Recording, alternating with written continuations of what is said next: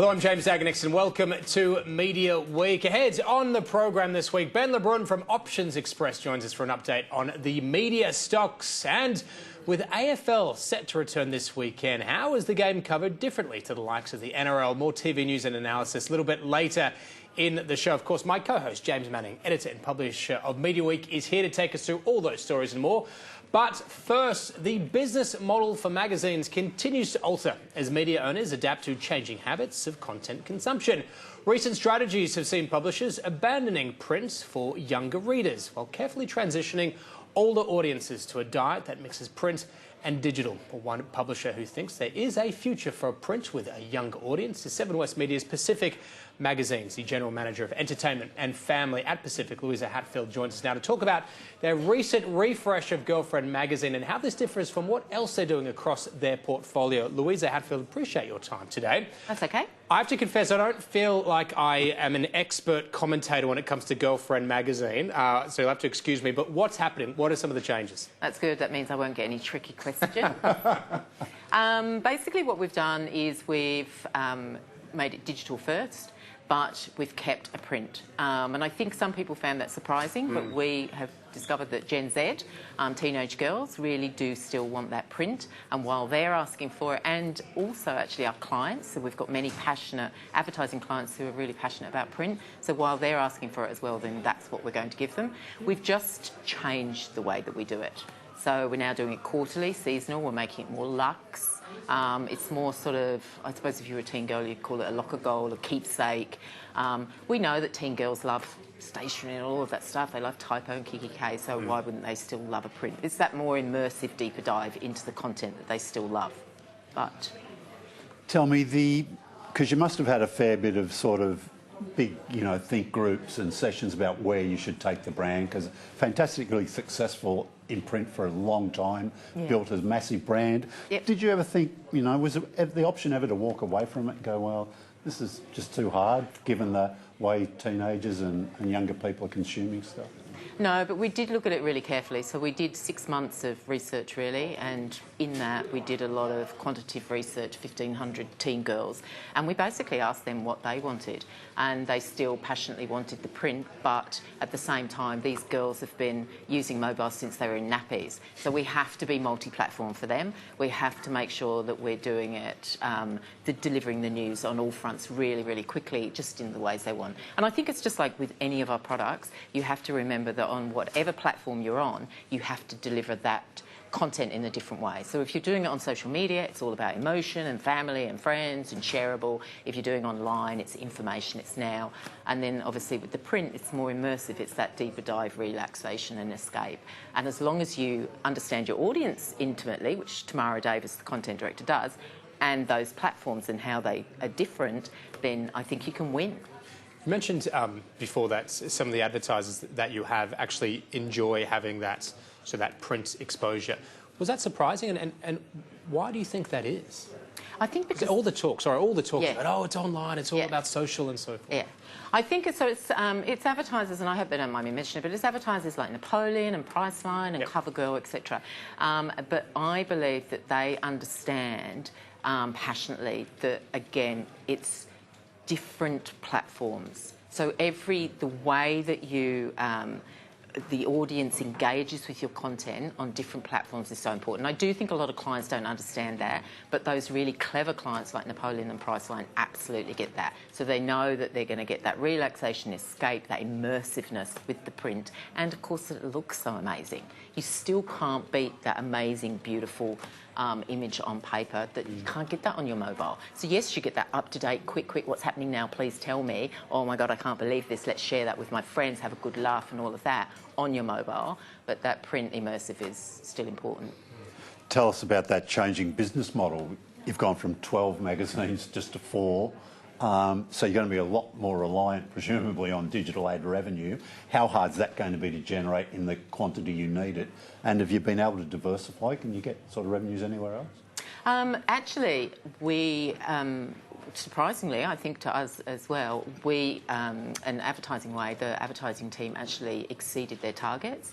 And it's not often that an advertising team in this climate actually overreaches their budgets. So for the print, we had 2 separate budgets, and print they more than overreached, and digital is really focused. So it's just clients, some clients like the government, federal government, they only want digital, and then other clients want both, and then some just want the print. So it's just matching and mixing up the, the needs of the clients with that audience, if you like, and yeah, diversifying. So we did produce a Digimag, and Digimags have been around forever and they've been done in all sorts of different ways, but this Digimag is sort of one of the first that you can get just on the website. So you go to the brand new online website, which we've revamped and just made much more modern and just user-friendly for the audience, and then on there is a Digimag which they can go on, and that just gives the audience, again, so much more. They can shop on there, like they just click onto the frock and there it comes up. They click onto a lipstick, it takes them to Priceline's catalogue and where they can actually buy and stuff. So just that more immediacy. You turn the page and there's in stereo and video where they're chatting, Tamara's chatting to the boys, the boy band or whatever. So the content's almost kind of the same, like it's still girl crushes and, boy bands and emotive and all of that important positivity and stuff. It's just clever new ways to do it, really.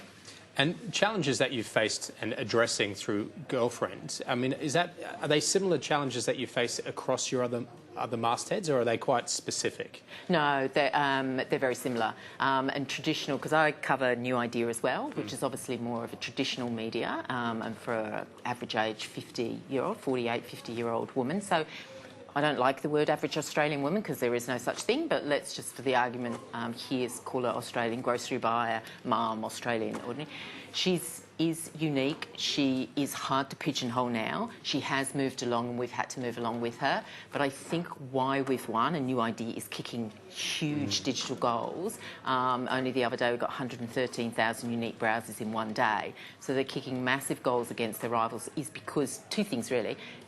That editorial team has really embraced change. They've understood that they've had to embrace it and how they've had to change it, and again, how you talk to them on the different platforms. Know your audience, and they do really, really well, but what does your audience want on this platform versus what your audience wants on that platform? I mean, we've had to change the way we did. When I was editor-in-chief at New Idea last year, we had to start getting up at 5:30 a.m. in the morning. That's what you do. You had to check all those news sites. You had to send a list before 6 a.m. to the digital content producer so that when the digital content producer came in at the crack of dawn, they're there already. They've got the headlines, they've got the stories, they've done it. All through the day, you've got site there. You're looking at it, checking it. How many people have we got on there at the moment? 262. We need to get higher. We need to get higher. And so just constantly monitoring. That story hasn't worked. That story has. So let's change it. Let's do that story. Just like online. The Daily Mail or anyone else or news.com, whatever it is, we have to follow that pattern. We've just had to change it. The ones that are successful, of my teams, the ones that have been really successful have been the ones that have really embraced that and really understood it. Just ask you quickly about, turn back to the advertisers again. I mean, you're talking, let's look at the whole group now, if you like, or all your titles anyway. Can we get angry with any of them, though? Did some of them abandon print too soon, do you think? Or were they just being realists about where that audiences were going? Do you know what? I think sometimes the ones that have abandoned print altogether have just are not understanding how you can talk to them on different platforms. And I sound like I'm becoming a bore on your show, so forgive me, but... So use both. Don't pick one over the other? Yeah, and use all 3 because social is so different to online as well. And just understand, and I think the clients that get that, like the Pricelines and the Polins, what have you, they understand that they can reach the same audience but in different ways at different times of the day. So you just have to, what is that audience doing? So if it's a New Idea and it's average Australian mum, what is she doing at each time of the day? When is she dipping in and when is she dipping out into which particular platform? And then you need to reach her. So, for example, at 4 p.m. Wednesday afternoon, you put up a shareable chocolate video of a chocolate mousse being made on your Facebook. That's when she's hungry, that's when she's on the hump day, that's when she's fed up, and that's when she's going to most react to that video. And then you put the beautiful image in the magazine in New Idea. And I think the clients that get that, and then obviously online you get the recipe and all the detail and where to buy the ingredients. So I think the clients that get that are sticking with all 3. and really are using that 360 degree. And the clients that are not, they're probably going for a quick answer, or they don't have enough money or dollars really to go across all three. Louisa, Hatfield, I have to leave it there. Pleasure. Thank you very much. Thank you. Well, now, for a bit of a focus on some of the media stocks and what Ben LeBrun from Options Express has been looking at this week. And it certainly has been an interesting week when it comes to media stocks. We had an earnings result from TPG Telecom. We also had rumours of suitors circling Fairfax at the moment, and Seek willing to invest further in online education. So starting with Seek, investing $118.5 million to increase its stake in an online educator. They educate students to give them qualifications to apply for universities and colleges. Now, this company has been, the earnings numbers have looked really, really good in recent times, and this is going to be accretive from 2018 onwards. So we saw a very positive share price reaction to this news from Seek earlier in the week, and so the market clearly giving it the tick that learning is the way forward for the company. To Fairfax, well, it's never out of the headlines for that long, and certainly in the last couple of weeks at least we've seen some strong momentum to the upside for the share price. Now, TPG Capital, a private equity consortium, there's been media speculation that they've been speaking to anyone and everyone, including other private equity consortiums, about carving up Fairfax and pretty much taking what they want. They're the ultimate suitor for Fairfax, but they need to carve off certain assets, including their regional arm. So they've been talking to other private equity consortiums this week. They've also been speaking to 7 and 9. So obviously there would be a lot of divestments and a lot of carve-up, or quite a significant carve-up to be made of Fairfax, should they be able to get this over the line, or should it come together. Now, of course, certainly there has been no indication that Fairfax and TPG have even been in talks together, so a lot of this is speculation at this stage. And of course, the jewel in the crown when it comes to Fairfax is most definitely that domain asset, which Fairfax have announced their intentions to actually spin off. So just interesting to see exactly how it all unfolds in the future and who ends up with what and whether it all comes together in the first place. Of course, we speak about these things or speculation of would-be suitors, but quite often it's the price tag that can bring a deal like this, well, back to reality. And the price tag would be the big unknown when it comes to Fairfax, just what sort of valuation they have around that domain offering, what sort of valuation they have around their publishing assets. I guess that is a very, very big uncertainty. We've seen targets of as high as $1.50 for Fairfax, and to as low as under where it's trading at the moment. So an intriguing time for Fairfax. And finally to TPG Telecom. Numbers this week, they've reaffirmed full-year guidance between $820 and $830 million. Pretty good set of numbers. They're doing quite well in the trading environment in which they operate. Shares actually had a pretty good day, only to run into a couple of broker downgrades the following session. So just seeing a little bit of an unwind in terms of the share price reaction. Now, there's a lot of uncertainties coming up, especially in the mobile arena.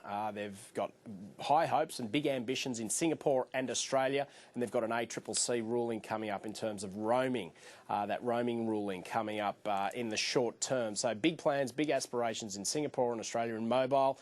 That's creating, maybe a little bit of uncertainty when it comes to the stock, but it was certainly nice to see them reaffirm guidance, because the share price has been battered from pillar to post since, well, we can almost draw that back from full year results in 2016 when that disappointing outlook came from the company. So an interesting week in terms of media assets. I'm Ben LeBrun for Options Express. We are going to take a quick break. When we come back, who is the most likely to be appointed as the new ABC chairman? That and plenty of other stories next.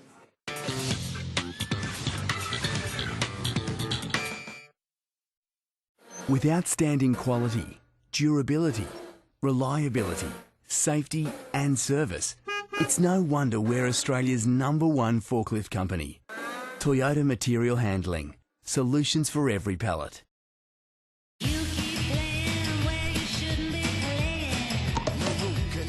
Inspired by Red Velvet Cupcake. New Magnum Red Velvet Limited Edition.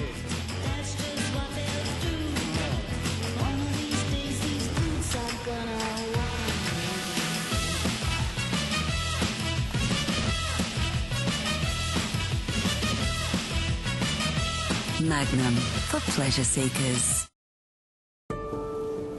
If your goal is to retire right, AMP can help with expert advice to make the most of the super changes before July 1.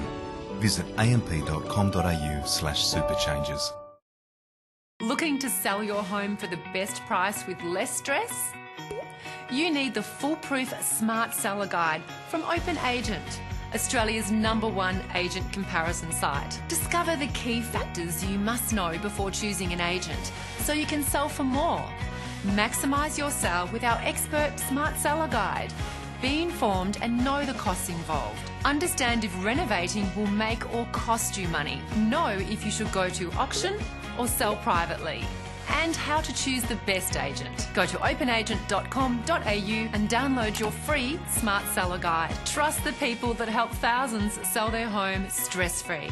My experience with Open Agent was marvellous. No wonder 60,000 Australians visit Open Agent each month to find the right agent to sell their home. To download the free Smart Seller Guide, a must-have to get the best price for your home, go to openagent.com.au. My nighttime skin ritual, Olay Regenerist Overnight Miracle. From first drop, it helps renew your skin, and used with Olay's most advanced cream, it boosts skin renewal in just 5 nights. For firmer skin with visibly reduced wrinkles, search Olay Overnight Miracle. Bedtime. Good night, Doris. The big banks want to get their hands on your super. And they're putting pressure on our federal politicians to let them in. Banks aren't super. Authorised by D. Whiteley for Industry Super Australia, Melbourne. Well, they've made changes to 18C. Insult, humiliate and offend are being removed and harass is being put in. Or is it harass? Who knows? But we've got some days before the changes take place, so this weekend on the B Team we are going to harass, humiliate and offend whoever we possibly can. Join us, 9 p.m.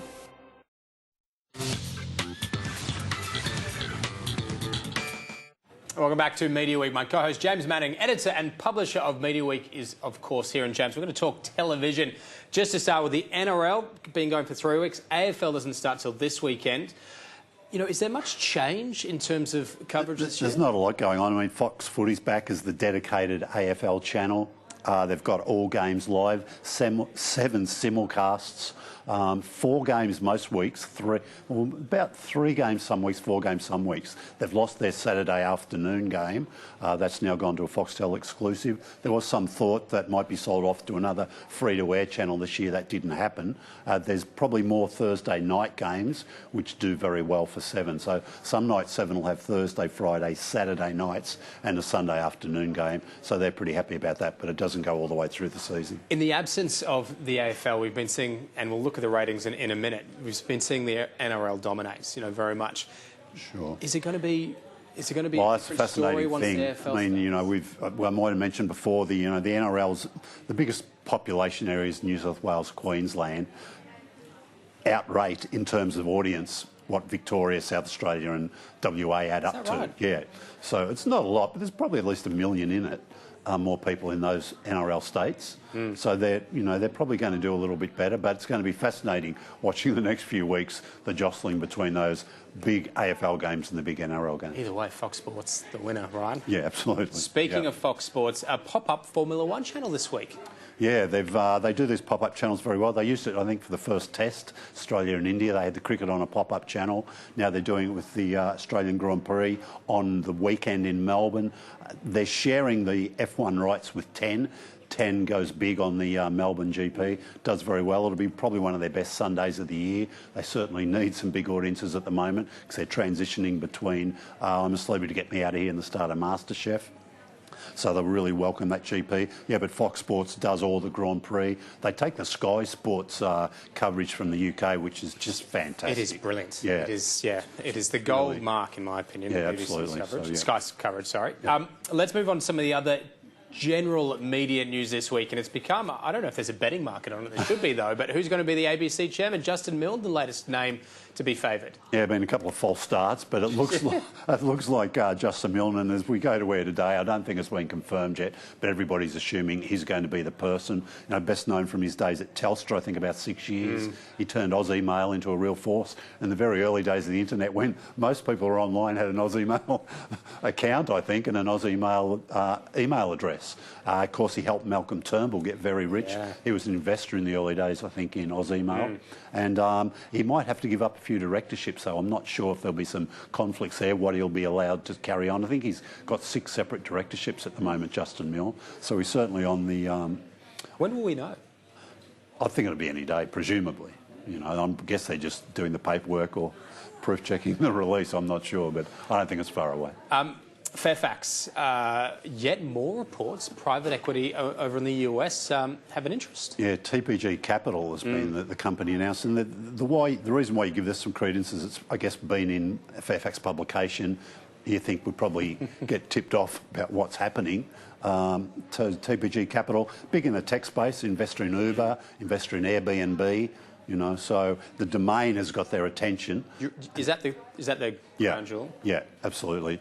There's a bit of concern about what will happen to the Fairfax valuations once Domain is split off. But I think Fairfax, and we talked to Greg Highwood about this on the show not long ago, he said, look, Fairfax is going to keep a major shareholding in Domain, so they're not going to let it loose completely. So, you know, just be interesting to see how that does develop. And if they're still on that timeline, I think they wanted to get it away this year, but there hasn't been a lot of updates recently about what's happening. And just finally and quickly, a couple of producers, high-profile producers, the latest in a long line of people saying that licence fees are just too high. Yeah, look, we had all the free-to-air TV chief executives talking about this.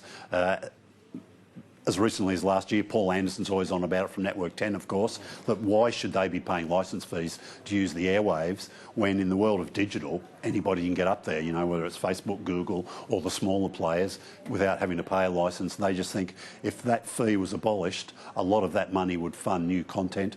Whether we should see some sort of mandate that says, all right, we want to see that money that was licensees going into new content, maybe that'll happen. We might find out a little bit more on the budget this year.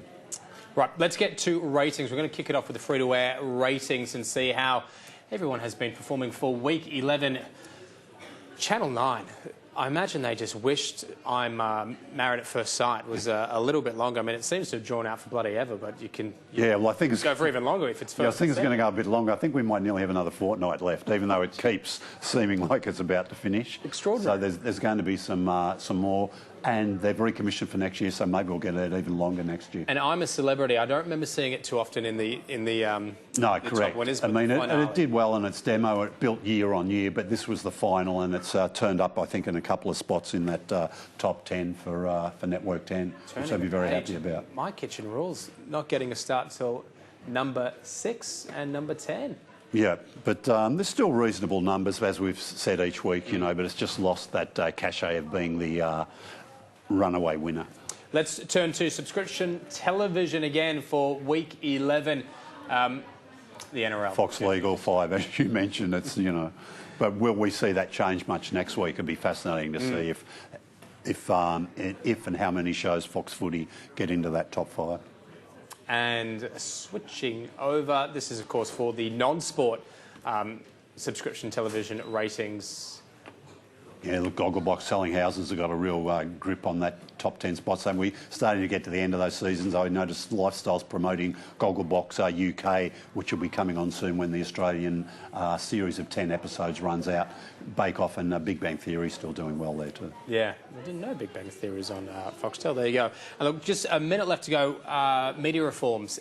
Any movement? I thought we were rumours there was going to be a little bit of movement. I know. It looked like it might get into the Senate on Monday. It never made it. I think the government still wants to do a bit of work and make sure when it gets into Parliament, they sort of have a roadmap of how it will play out, which seems to be the sensible thing to do, and probably why it's never got this far before, because it's just such a hard negotiation to get everybody sort of, if you like, on the same page. All right, James, got to leave it there. A pleasure as always. Thank you very much. James Manning there. That is it for this week's edition of Media Week. Thanks very much for watching.